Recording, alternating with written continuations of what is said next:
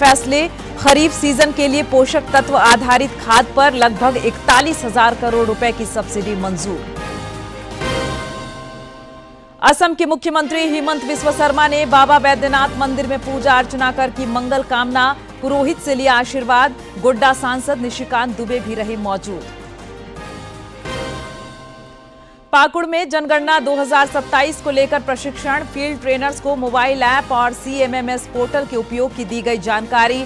पलामू में उपायुक्त की अध्यक्षता में बैठक का आयोजन। और रांची में जलवायु परिवर्तन की चुनौतियों और समाधान पर 2 दिवसीय परिचर्चा एकम संवाद की शुरुआत। बड़ा तालाब की हार्वेस्टिंग मशीन से हो रही सफाई।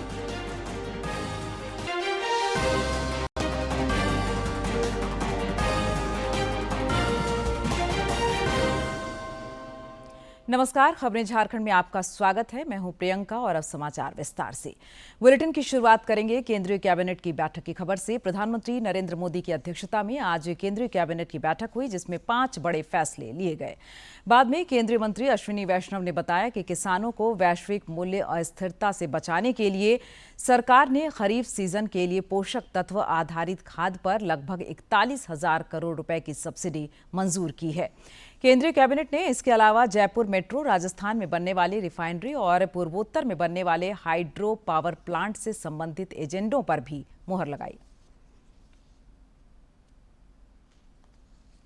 सेकंड, राजस्थान में जो पचपदरा बालोतरा जिले में रिफाइनरी बन रही है, उससे रिलेटेड कुछ फैसले हुए जो 79,000 करोड़ रुपीस से रिलेटेड है सारा। तीसरा बहुत बड़ा फैसला हुआ जयपुर में मेट्रो का फेज 2, इसके लिए 13,000 करोड़ रुपए का आवंटन हुआ है। बहुत बड़ा फैसला है ये जयपुर शहर के लिए। चौथे और पांचवें दोनों हमारे नॉर्थ ईस्ट में 2 हाइड्रो पावर प्लांट्स हैं, बड़े पावर प्लांट्स हैं। एक कमला हाइड्रो पावर प्लांट है, ये 1,720 मेगावाट का है, 26,000 करोड़ का है।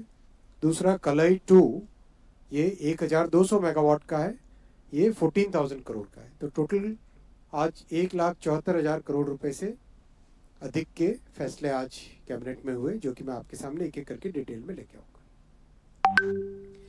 सबसे पहला, खरीफ सीजन के लिए न्यूट्रिएंट बेस्ड सब्सिडी स्कीम में 41,534 करोड़ रुपीस का सब्सिडी का पैकेज।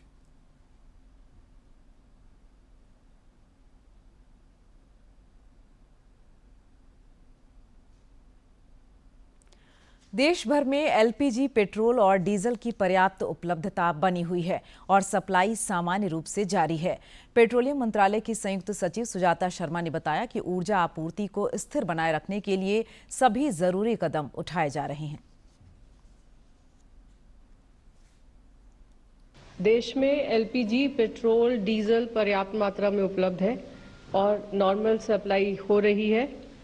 जैसा कि आप जानते हैं कि वॉर के चलते LPG सप्लाईज इफेक्ट हुई थी, जिसके चलते घरेलू उपभोक्ताओं को प्रायोरिटाइज किया गया और घरेलू उपभोक्ताओं को 100% सप्लाई इंश्योर करने के लिए कमर्शियल LPG की सप्लाई को रेगुलेट किया गया।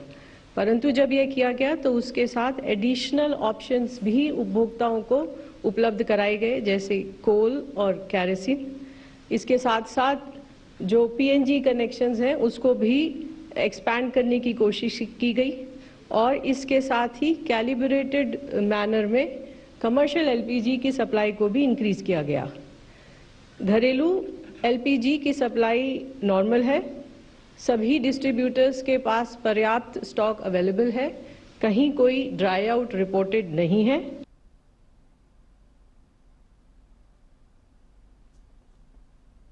राज्यपाल संतोष कुमार गंगवार ने रांची विश्वविद्यालय द्वारा स्थापित हेल्थ एंड वेलनेस सेंटर का आज उद्घाटन किया।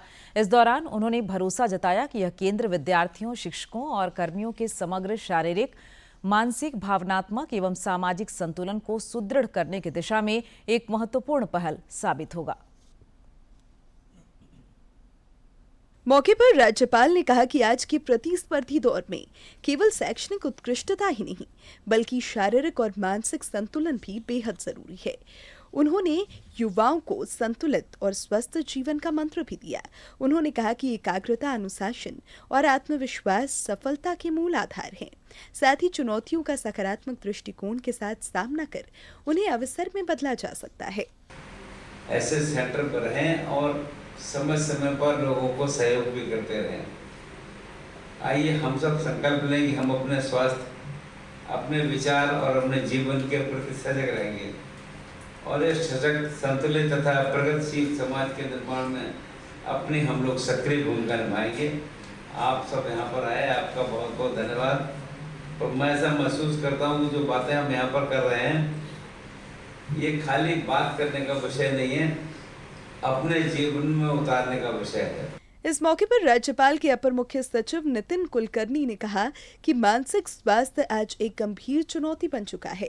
उन्होंने विद्यार्थियों से अपील की कि वे इस केंद्र का अधिकतम लाभ उठाएं और जरूरत पड़ने पर परामर्श लेने में संकोच न करें। यहाँ पर और पता चला कि नहीं, डॉक्टर तो बुधवार को आएंगे, अब यहाँ आज कोई नहीं है। ये स्थिति नहीं होनी चाहिए। यहाँ काउंसलिंग के लिए अगर आपने व्यवस्था की है, 1, 2 जितना भी हो, कोई काउंसलर वहाँ हमेशा उसको अवेलेबल रहे, so that he gets access. उम्मीद जताई गई है कि यह हेल्थ एंड वेलनेस सेंटर न केवल विश्वविद्यालय समुदाय बल्कि समाज के लिए भी एक प्रेरणादायक पहल साबित होगा। डीडी न्यूज के लिए ब्यूरो की रिपोर्ट।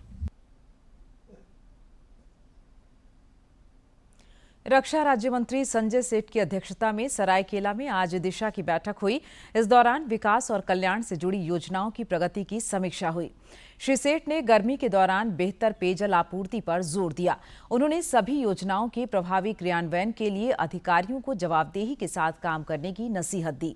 बैठक में सांसद जोवा मांझी, कालीचरण मुंडा, विधायक दशरथ गागरई, सविता महतो, जिला परिषद अध्यक्ष सोनाराम बोदरा और प्रशासनिक तथा पुलिस अधिकारी मौजूद रहे।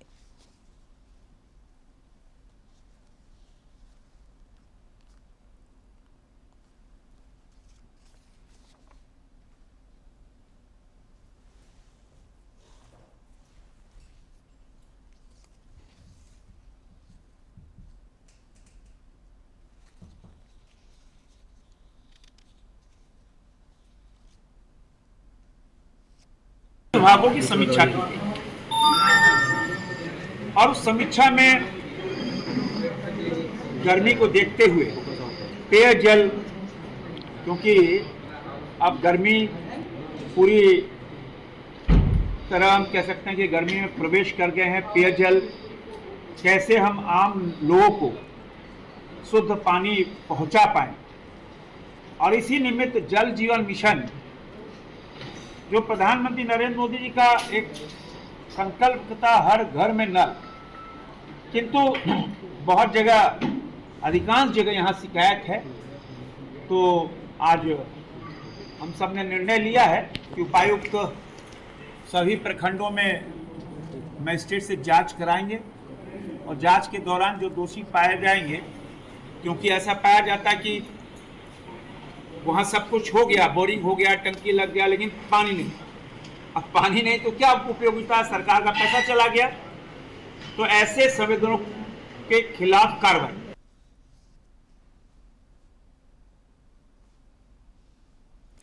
विधानसभा चुनाव के सिलसिले में कल असम, केरलम और पुडुचेरी में मतदान होगा। निष्पक्ष और शांतिपूर्ण मतदान सुनिश्चित करने के लिए निर्वाचन आयोग ने पूरी तैयारी कर ली है। इन तीनों प्रदेशों में एक ही चरण में वोटिंग होगी।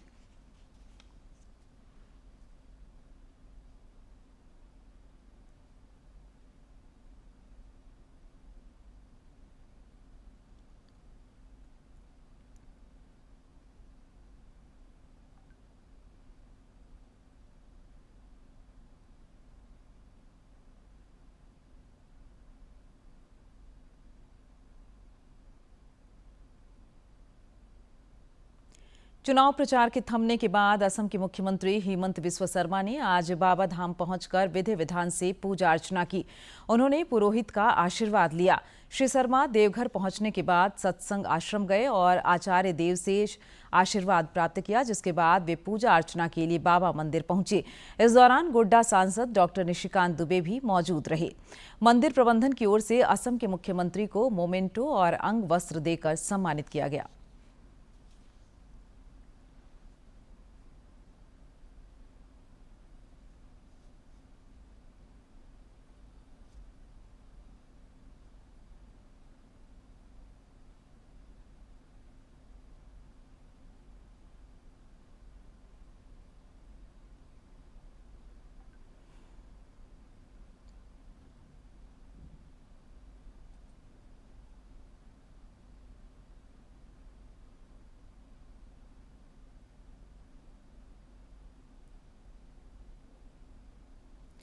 भाजपा ने राज्य सरकार पर ग्रामीण क्षेत्रों की अनदेखी का आरोप लगाया है। पार्टी के प्रदेश उपाध्यक्ष भानु प्रताप शाही ने आज प्रेस कॉन्फ्रेंस कर बताया कि राज्य को पंचायती राज व्यवस्था को सुदृढ़ करने के लिए केंद्र से 2,254 करोड़ रुपए की सहायता राशि मिली है। श्री शाही ने आशंका जताई कि कट कमीशन और मंत्री, बिचौलिया तथा अधिकारी गठजोड़ इस राशि का बंदरबांट कर सकते हैं। उन्होंने आरोप लगाया कि केंद्र प्रायोजित योजनाओं के क्रियान्वयन में राज्य सरकार कोताही बरत रही है। जल जीवन मिशन में मात्र 55% उपलब्धि हासिल हो सकी है। 42 पंचायतों के लिए प्रत्येक पंचायत में लगभग 52 लाख रुपए जो भेजे गए हैं, इन पैसों का सकारात्मक रूप से गांव के विकास के लिए, अटल जी के सपनों के झारखंड के निर्माण के लिए खर्च होने चाहिए। हम लोगों के मन में जो शंका है कि यह जो हेमंत जी की सीसी सरकार है, अब सीसी सरकार हम बोल रहे हैं तो आप लोग को भी मन में कई तरह की बातें हो रही होंगी। यह जो सीसी सरकार है, कट कमीशन वाली सरकार, यह कट कमीशन की जो सरकार है, यह कहीं पंचायत के पैसों में भी कट कमीशन नहीं सोच रही हो। और यह सीसी सरकार में जो एमबीए लोग, अब एमबीए लोग मतलब आप लोग सब समझेंगे कि जो एमबीए किया हुआ है, नहीं, जो एक सिस्टम पिछले 6 सालों से इस झारखंड में बनाया है, एम मीन्स मंत्री, बी फॉर बिचौलिया और ए फॉर अधिकारी, इनका जो कॉम्बिनेशन बना हुआ है, हम लोगों के मन में यह आशंका है कि एमबीए लोग कहीं इस सीसी सरकार में या राज्य की विकास के, गांव के विकास की योजना पर भी नजर गड़ा करके नहीं बैठी हो और उसमें कट कमीशन के चक्कर में कहीं गांव का विकास ठहर न जाए, रुक न जाए, यह चिंता हम लोगों को है। प्रधानमंत्री मुद्रा योजना के आज 11 वर्ष पूरे हो गए हैं। यह योजना आज ही के दिन साल 2015 में शुरू की गई थी। प्रधानमंत्री नरेंद्र मोदी ने इस योजना को सुलभ अवसर, प्रोत्साहन और संबल का आर्थिक दृष्टिकोण बताया है। इससे सूक्ष्म उद्योगों और छोटे व्यवसायियों की चाह रखने वाले कई लोगों के सपनों को बीते 1 दशक में नई उड़ान मिली है। देखिए रिपोर्ट।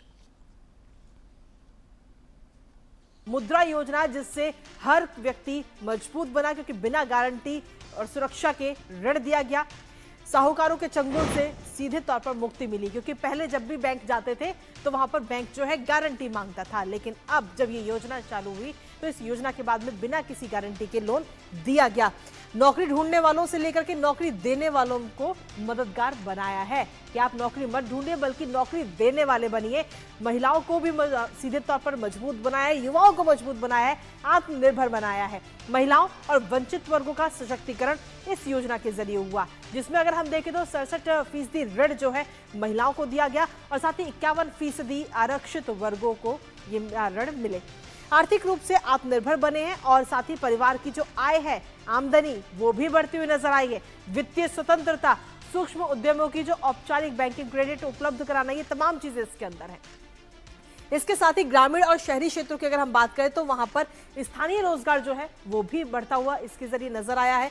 आत्मनिर्भर भारत अभियान को भी काफी इसके जरिए बल मिला है, क्योंकि जब हर एक व्यक्ति आत्मनिर्भर होगा तभी तो हमारा देश भी आत्मनिर्भर होगा और हमारा जो लक्ष्य है 2047 तक विकसित राष्ट्र का, उसे भी हम हासिल करेंगे। केंद्र सरकार की महत्वाकांक्षी मुद्रा योजना ने झारखंड के छोटे कारोबारियों को भी आत्मनिर्भर बनाने की दिशा में बड़ी भूमिका निभाई है। हजारीबाग के धनेश्वर साव इसकी मिसाल हैं, जिन्होंने एक छोटी दुकान से शुरुआत कर आज 3 दुकानों का सफल कारोबार खड़ा कर लिया है। देखिए रिपोर्ट।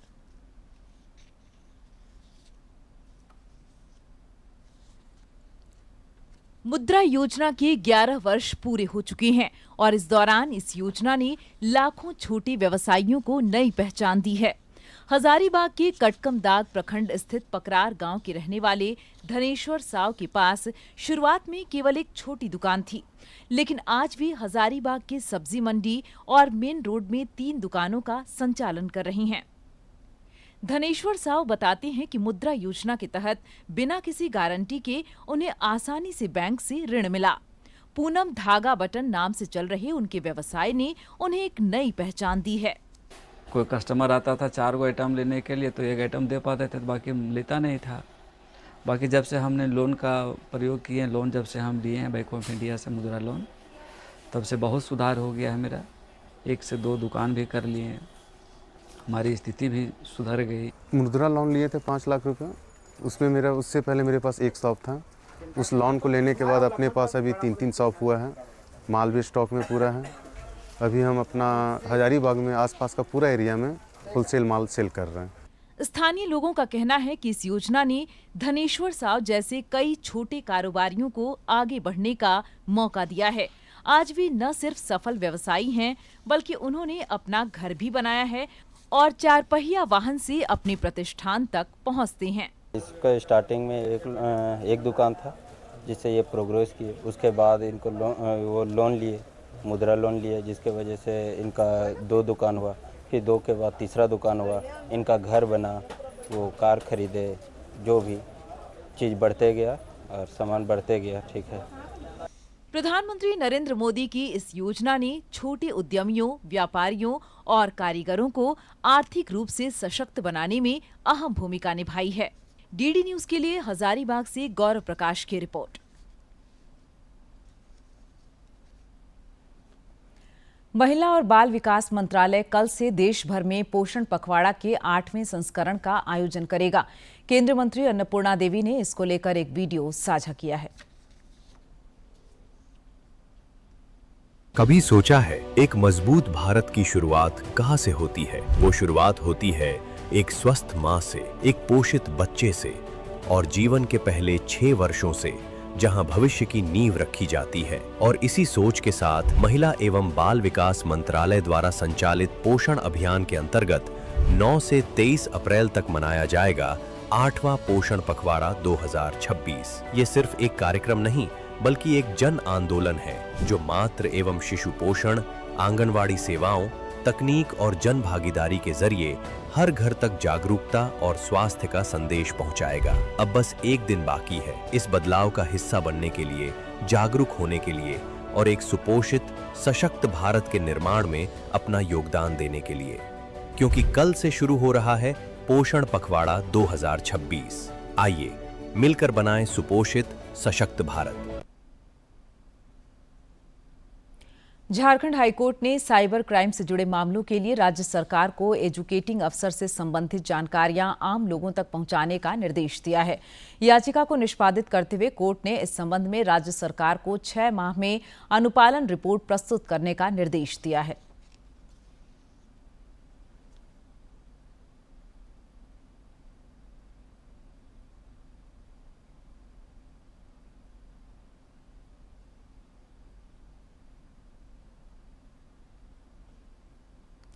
देश में 1 अप्रैल से जनगणना 2027 की प्रक्रिया शुरू हो गई है। इस बार डिजिटल तरीके से 2 चरणों में जनगणना होगी। पाकुड़ में जनगणना को लेकर फील्ड ट्रेनर्स को प्रशिक्षण दिया गया। इस दौरान उन्हें मोबाइल ऐप और CMMS पोर्टल के उपयोग की जानकारी दी गई।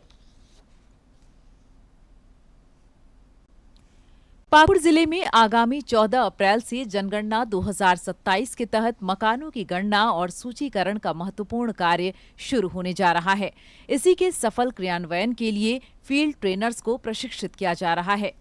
3 दिनों तक चलने वाले इस शिविर में 4 स्तरीय अधिकारियों को घर घर जाकर डेटा एकत्र करने की बारीकियों के बारे में बताया जा रहा है। पहला फेज है हम लोग का मकान का सूचीकरण, मकान का नामांकन। तो इस पहले फेज के अंतर्गत में हम लोग एक ट्रेनिंग पहले कर चुके हैं जिसमें 4 ऑफिसर का सारा लोग का प्रशिक्षण हो चुका है। अब हम लोग की दूसरी ट्रेनिंग जो चल रही है ये फील्ड ट्रेनर्स की। तो फील्ड ट्रेनर जाकर के एक सुपरवाइजर को और पर्सनल को ट्रेनिंग देते हैं। इस बार की जनगणना की सबसे बड़ी विशेषता इसका डिजिटल स्वरूप है। जिला सहकारिता पदाधिकारी सह प्रशिक्षक चंद्रजीत खलखो ने मौजूद फील्ड ट्रेनर्स को मोबाइल ऐप और CMMS पोर्टल के तकनीकी पहलुओं से अवगत कराया। आपका इसमें 2 दरवाजा है, लेकिन स्वामित्व एक ही व्यक्ति का है। स्वामित्व एक व्यक्ति का है, इसलिए उसको एक माना गया है। भले 2 दरवाजा हो, उसमें परिवार उसमें एक ही है, 2 कमरे में यूज कर रहा है। उसी तरह दूसरा नंबर में जो है 3 दरवाजा है, वो एक ही व्यक्ति का है। प्रशासन की यह कवायद यह सुनिश्चित करने के लिए है कि जनगणना के इस महापर्व में पाकुड़ का कोई भी हिस्सा या घर छूटने न पाए। डिजिटल जनगणना न केवल समय की बचत करेगी बल्कि देश के भविष्य के नियोजन के लिए सटीक आंकड़े भी उपलब्ध कराएगी। डीडी न्यूज के लिए पाकुड़ से राम प्रसाद की रिपोर्ट। पलामू में भी जनगणना 2027 को लेकर उपायुक्त सह प्रधान जनगणना पदाधिकारी समीरा एस की अध्यक्षता में बैठक आयोजित की गई। इस दौरान सीएमएस पोर्टल पर जनगणना संबंधी कार्यों की क्षेत्रवार समीक्षा की गई। उपायुक्त ने संबंधित प्रभारी अधिकारियों को मकान सूचीकरण मैपिंग कार्य को ससमय पूर्ण करने का निर्देश दिया। उन्होंने स्वगणना के माध्यम से भी लोगों को जागरूक करने पर बल दिया।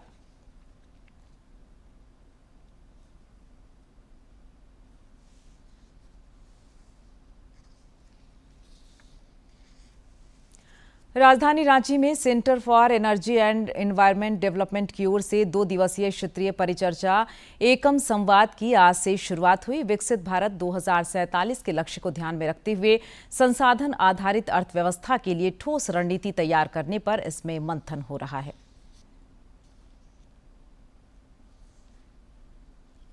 राजधानी रांची में पर्यावरण संरक्षण और जलवायु परिवर्तन की वैश्विक चुनौतियों के बीच एकल संवाद का आयोजन किया गया है। इस संवाद में झारखंड, बिहार, ओडिशा और छत्तीसगढ़ के विशेषज्ञ एक साझा मंच पर जुटे हैं। आयोजन मंडल की सदस्य सृष्टि पल्लव ने कार्यक्रम के उद्देश्यों को साझा किया। रूप से क्लाइमेट रेजिलियंस, एडेप्टेशन और हम कैसे समुदाय को साथ लेकर उनकी आवाज़ों को मंच देने का कार्यक्रम है। जो ज़मीनी स्तर पे लोग इन 4 राज्यों में झारखंड, उड़ीसा, छत्तीसगढ़ और बिहार में काम कर रहे हैं, हम उन कामों को मंच देना चाहते हैं, उनकी आवाज़ों को सुनना चाहते हैं। उस बेसिस पे हम कैसे इन 4 राज्यों को आगे बढ़ा सकते हैं सतत विकास की ओर, क्लाइमेट रेजिलिएंट फ्यूचर की ओर, वो हमारा मुख्य एम है। कार्यक्रम के दौरान कई प्रतिष्ठित समाजसेवियों और पर्यावरणविदों ने अपनी उपस्थिति दर्ज कराई। लेडी टार्जन के नाम से मशहूर पद्मश्री जमुना टुडू ने भी इस मौके पर अपने जमीनी अनुभव साझा किए। 1990 से शुरू करके कम से कम 2007-8 तक को मैंने अपना जंगल को सुरक्षा करने के लिए काम किए। उसका भी जो मेरा गांव के लोग एकजुट हो गया है।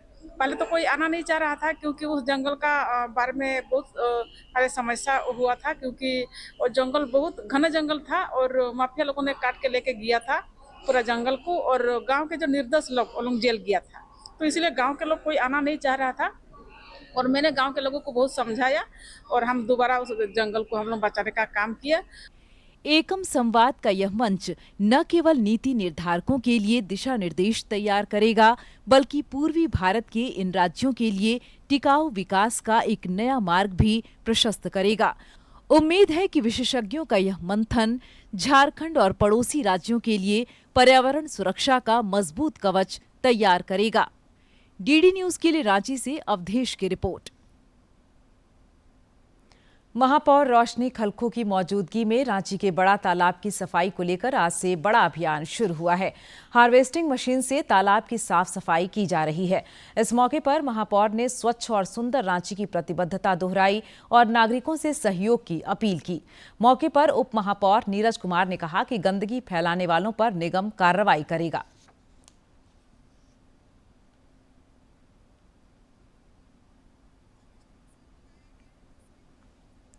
साफ सफाई हम लोग और बेहतर तरीके से कर सके, क्योंकि अभी आप देख रहे होंगे कि सारे जलाशयों में जल कुंभी आ जाती है, कचड़े आ जाते हैं और उसके कारण तालाब भरने लग जाता है। तो उन जलाशयों को एक नया जीवन दान देने के लिए और अपना जलाशय जितने भी हैं वो स्वस्थ रहे, सुरक्षित रहे और अच्छे रहे। चतरा सांसद कालीचरण सिंह ने पलामू स्थित पांकी सामुदायिक स्वास्थ्य केंद्र में 50 बेड वाले प्री फैब्रिकेटेड फील्ड अस्पताल का उद्घाटन किया। इस अवसर पर उन्होंने कहा कि इस अस्पताल से अब क्षेत्रवासियों को बेहतर और सुलभ स्वास्थ्य सेवाएं मिलेंगी। मौके पर उन्होंने पांकी विधानसभा क्षेत्र के लिए मोबाइल मेडिकल वाहन भी लोगों को समर्पित किया। स्वास्थ्य विभाग के अपर सचिव अजय कुमार सिंह ने आज हजारीबाग के शेख भिखारी मेडिकल कॉलेज अस्पताल का निरीक्षण किया। इस दौरान उन्होंने अस्पताल की स्वास्थ्य सेवा की जानकारी ली। इस दौरान उन्होंने बताया कि सदर अस्पताल को रिनोवेट कर दुरुस्त करने की योजना है। 237 नए एम्बुलेंस का टेंडर किया जा रहा है, जो 3-4 महीने के अंदर उपलब्ध हो जाएंगे। अपर सचिव ने मरीजों को बेहतर चिकित्सा सेवा और स्वास्थ्य सेवा के सुदृढ़ीकरण का संकल्प दोहराया। हमारे पास कोई शिकायत है कि उसका संचालन ठीक से नहीं हो रहा है, और वो सिर्फ हजारीबाग का ही नहीं है, पूरे राज्य भर का मामला है। और जो संचालक है उसको हटा करके नए सिरे से हम लोग संचालन की व्यवस्था करेंगे। नया एजेंसी का सिलेक्शंस का प्रोसेस चल रहा है। और साथ ही साथ जो पुराने एम्बुलेंस है, बहुत सारे हमारे 200-250 जो एम्बुलेंसेस हैं वो 8 साल से भी ज़्यादा पुराना है और चलने की हालत में नहीं है। तो हम लोगों ने 237 एम्बुलेंस का टेंडर किया है, और मुझे लगता है कि अगले 3 से 4 महीने में वो सारे नए एम्बुलेंस आ जाएंगे। राजधानी में नकली ब्रांडेड सामान बनाने और बेचने का बड़ा मामला सामने आया है। एचपी कंपनी के पदाधिकारी की शिकायत पर चुटिया थाना पुलिस ने छापेमारी कर इस पूरे खेल का खुलासा किया। इस मामले में पुलिस ने एक युवक को गिरफ्तार किया है, जो नकली सामान तैयार कर रहा था। पुलिस ने छापेमारी के क्रम में बड़ी संख्या में नकली एचपी टोनर, इंक, कार्टेज और पैकिंग से जुड़ी चीजें बरामद की हैं।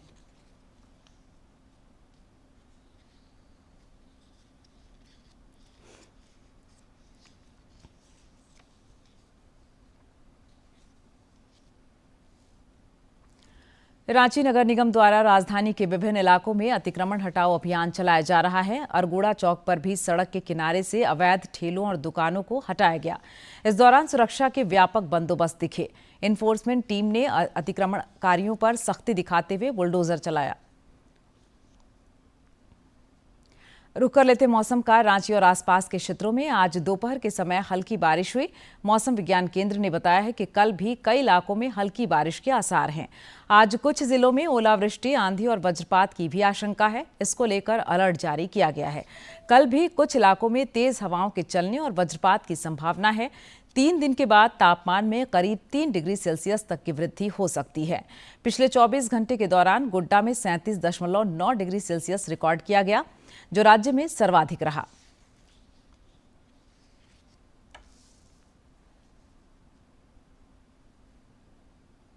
और अब अंत में मुख्य समाचार एक बार फिर।